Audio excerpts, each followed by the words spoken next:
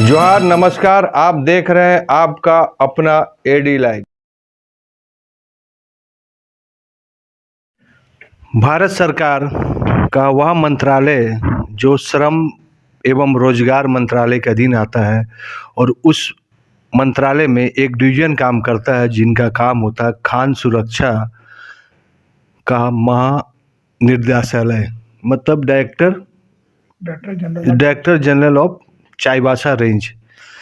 चाईबासा झारखंड का वह क्षेत्र है जहां मिनरल धरती के नीचे है,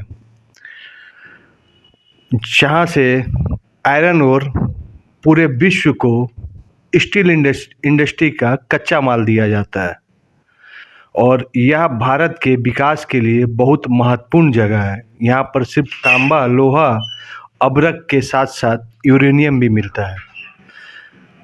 अब पहले आप समझिए कि भारत का वह डाटा, जैसे आप जो रेशियो है, चाहे आप बस से जा रहे हैं, उसके बाद ट्रेन से जा रहे हैं, उसके बाद एरोप्लेन से जा रहे हैं, नेशनल डाटा बताता है कि सबसे अधिक एक्सीडेंट अगर किसी में होता है तो वह रोड एक्सीडेंट में होता है, उसके बाद रेलवे और उसके बाद एयर में इसलिए एक्सीडेंट नहीं होता है कि उनके जो सेफ्टी नॉर्म्स है 10 बार उसको परखा जाता है, चाहे प्लेन लैंडिंग होने के पहले 10 बार चेक किया जाता है, जिसके कारण यह होता है कि सुरक्षा का हर दृष्टिकोण बहुत बारीक से काम किया जाता है और वह सुरक्षा इतना महत्वपूर्ण होता है कि उसका जो औसत जो घटना है बहुत कम होता है।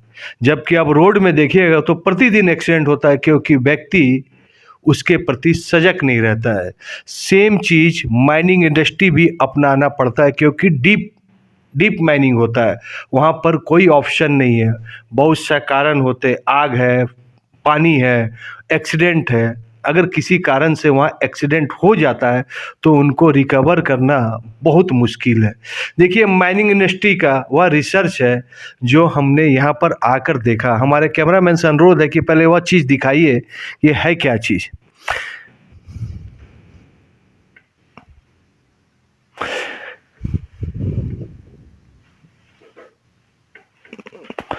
देखिए, इसमें 3 कलर का एक माइनिंग बॉल है जो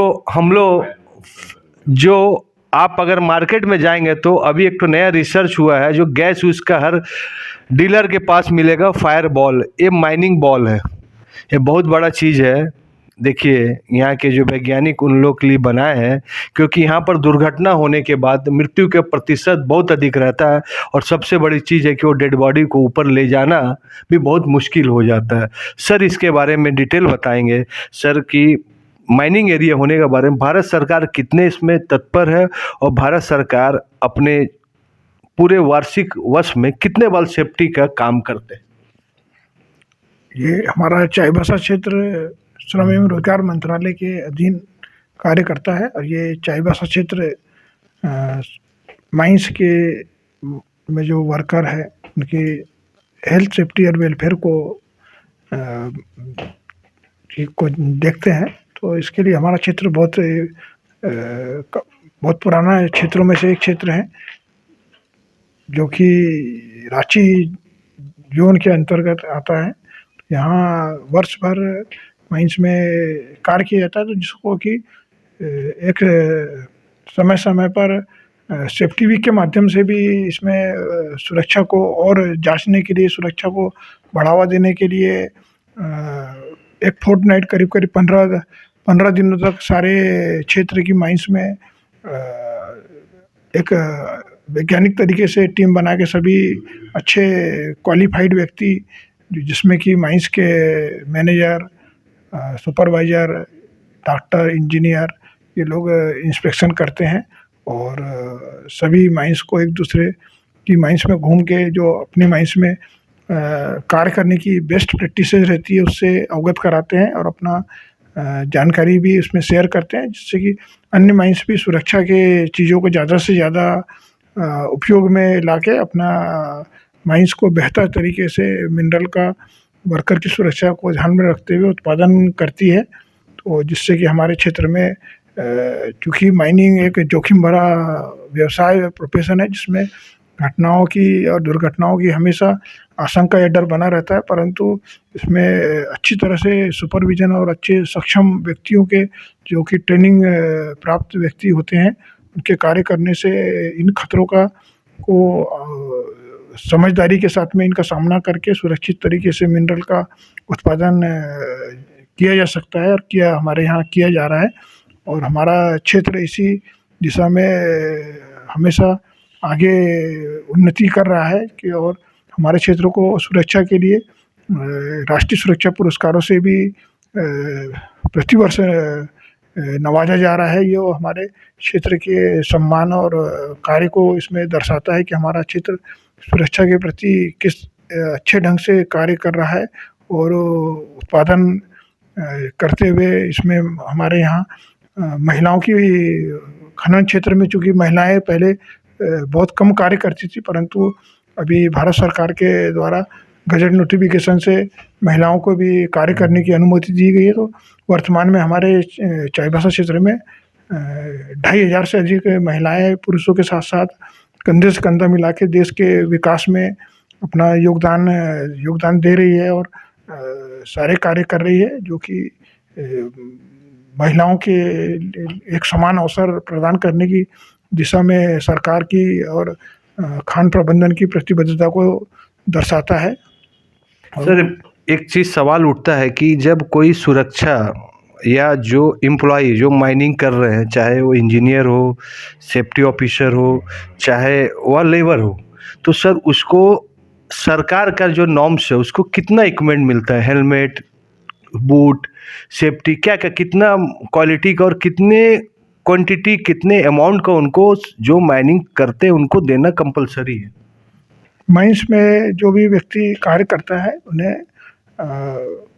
माइन प्रबंधन द्वारा या जो माइंस ऑपरेटर चलाते हैं उनके द्वारा सभी व्यक्तियों को हेलमेट, माइनिंग शूज़ और रिफ्लेक्टिव जैकेट्स और अन्य पर्सनल प्रोटेक्टिव इक्विपमेंट कार्य के अनुसार हमेशा दिए जाते हैं। उसी के साथ ही उनको धारण करके ही व्यक्ति कार्य करता है।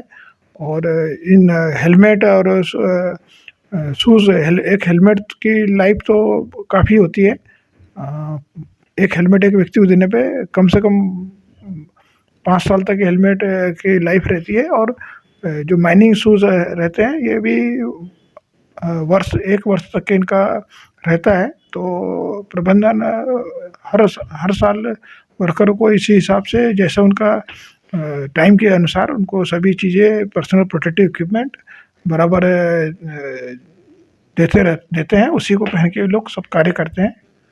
सर, एक चीज़ है कि यहाँ पर बहुत सा माइनिंग प्राइवेट, मतलब टाटा, जिंदल और बहुत सा सरकारी का भी है, मतलब सेल का भी है।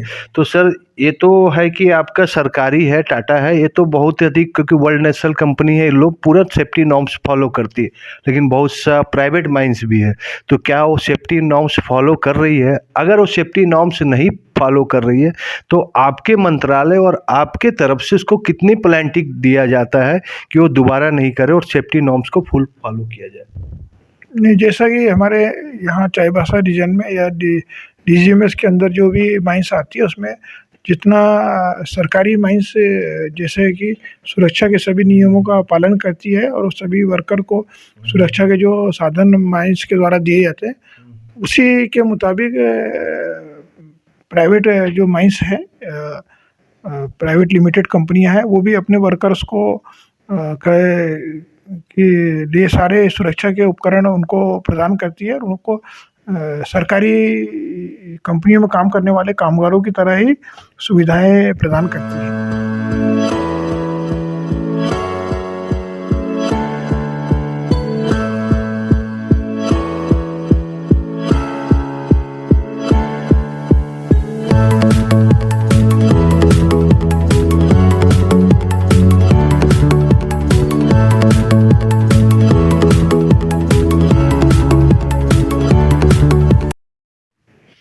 सर, सिलिकोसिस जो माइनिंग के लिए बहुत घातक बीमारी होता है, तो सर इसका सिलिकोसिस का कितना बार आप लोग मेडिकल कैंप लगाते हैं कि माइनिंग उनको हो, आपके निर्देश के हिसाब से? सिलिकोसिस के वैसे तो माइंस में जो कार्य करते हैं तो हर व्यक्ति का 5 साल के अंदर एक बार मेडिकल एग्जामिनेशन किया जाता है, प्रारंभिक मेडिकल एग्जामिनेशन होने के बाद। और इसी के साथ साथ ही अगर वर्कर की रिटायरमेंट से पहले भी उसका 1 वर्ष पहले भी मेडिकल एग्जामिनेशन किया जाता है। इसमें जांच में किसी तरह से सिलिकोसिस का ऐसा अंदेशा हो तो उसको उसी हिसाब से फिर कार्य दिया जाता है और उसको वैसी फैसिलिटी सुविधा दी जाती है। और पिछले कुछ वर्षों से, पिछले 10 वर्षों से हमारे क्षेत्र में भी बीच में अलग अलग एरिया में जाके इधर सिलिकोसिस कैंप किया जाता है, जिसमें कि लोगों का जांच करवाई जाती है। और अभी तक हमारे क्षेत्र में ऐसा सिलिकोसिस के कोई केसेस अभी तक उजागर नहीं हुए हैं। सर एक सवाल है कि किसी को अगर सिलिकोसिस हो जाता है तो भारत सरकार उसको क्या मुआवजा देती है सर? हाँ, सिलिकोसिस अगर किसी व्यक्ति को हो जाता है तो उसका हिसाब से उसे कंपनसेशन सरकार के द्वारा जो माइन ऑपरेटर है, माइंस वाला है, उसको देने की उसकी पूरी जिम्मेवारी है। और उसी हिसाब से, लेकिन सिलिकोसिस बीमारी चूँकि एक लाइलाज बीमारी है तो ये किसी को भी ना हो तो ही है, क्योंकि इसमें ये फेफड़ों से संबंधित बीमारी होती है। एक बार हो जाने के बाद में फिर इसका रिकवरी नहीं ही हो पाती है। तो इसके लिए सिलिकोसिस से बचने के लिए prevention is better than cure की सिद्धांत पे ही कार्य करने की आवश्यकता है, ताकि किसी को भी रोड पे ट्रैफिक का ये हो जाने के कारण ये रोड पर भी डस्ट बहुत ज़्यादा दिखाई देती है, किसी को भी हो सकती है। तो माइंस क्षेत्र हो या दूसरा भी सार्वजनिक क्षेत्र हो जहाँ पॉल्यूशन के कारण भी डस्ट का कम से कम उत्सर्जन होना चाहिए और लोगों को देखा जाने की या इसके ऊपर थोड़ा सा कार्य करने की आवश्यकता है। सर एक चीज़ है कि जो अभी भी जो डीप माइनिंग है और ओपन कास्ट माइनिंग में तो जेसीबी से लगाकर उसको निकाल लिया, लेकिन मेन होता है सर डीप कास्ट माइनिंग में डायनामाइट का उपयोग किया जाता है, जिसको ब्लास्टिंग कर, उसका कुछ ग्राफिक है या कि उतना रेंज में वो कर सकते हैं या इतना मार्किंग है? अंडरग्राउंड में जो एक्सप्लोजिव के द्वारा ब्लास्टिंग किया जाता है या ओपन कास्ट में, तो ये परमिटेड एक्सप्लोजिव के द्वारा ही ब्लास्टिंग किया जाता है। तो उससे और जो है उसका उतना ही यूज़ किया जाता है जिससे कि मिनरल आसानी से ब्रेक हो जाए। उससे ज़्यादा इस तरह से नहीं किया जाता है कि जो दूसरे स्ट्रक्चर या बिल्डिंग या आसपास के रहवासी इनके मकानों को किसी तरह का नुकसान पहुँचे। और ओपन कास्ट माइंस में तो जो माइंस से क्षेत्र है उससे ब्लास्टिंग की अनुमति 300 मीटर के बाहर परमिशन नहीं दी जाती, 300 मीटर अंदर ही परमिशन दिया जाता है, जहाँ जो रेसिडेंशियल एरिया वगैरह हो गए तो। और उसमें और सुरक्षा के संबंधित पूरे प्रावधानों का उपयोग किया जाता है, जिससे कि किसी को किसी तरह का क्षति या नुकसान ना हो। सर ये जो राष्ट्रपति अवार्डेड जो मिल रहा है सर, कौन कौन माइंस को मिल रहा है और ये कब होता है सर, इसके बारे में थोड़ा जानकारी दीजिए। ये राष्ट्रीय सुरक्षा पुरस्कार प्रतिवर्ष भारत सरकार के द्वारा दिल्ली में आयोजित किया जाता है, जिससे कि हमारे राष्ट्रपति महोदय के द्वारा दिया प्रतिवर्ष जो सर्वाधिक सुरक्षित खदानें होती है, जिसमें कि मिनरल का उत्पादन किया जाता है और उसमें अधिक से अधिक वर्कर कार्य करते हैं, तो उनको उसी आधार पर ये पुरस्कार सुरक्षित खदानों के तौर पे दिया जाता है। तो इस वर्ष भी हमारे क्षेत्र की चार माइंस का उसमें चयन हुआ है अब ये 2021 के लिए। तो अब ये जब दिल्ली में इसका पुरस्कार वितरण आयोजित होगा तो उन्हें दिया जाएगा। तो इसमें हमारा आयरन ओर की माइंस भी है, यूरेनियम की भी माइंस है, कोल माइंस भी है और इसी तरह की माइंस है।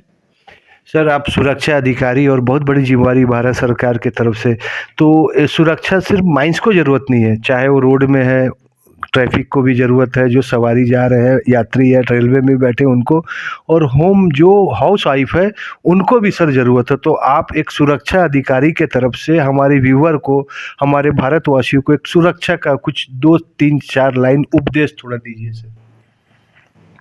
सुरक्षा जो है ये आज सुरक्षा सिर्फ माइंस तक ही सीमित या माइंस के लिए नहीं कहा जा सकता।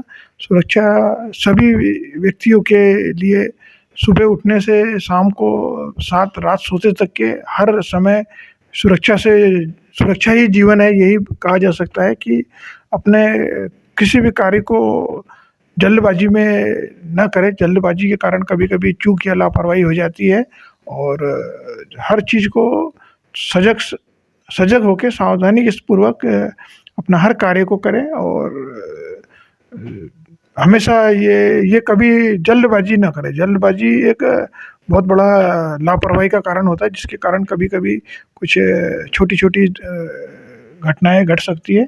और ख़ास करके या बाहर रोड पर आज के समय में घर में व्यक्ति सुरक्षित है, लेकिन रोड पे थोड़ा सा ज़्यादा वाहनों के कारण सुरक्षा ज़्यादा प्रभावित होती है, ज़्यादा खतरे में है। इसलिए रोड सुरक्षा का विशेष ध्यान दें और बाहर भी हमेशा सुरक्षा साधनों का उपयोग करें।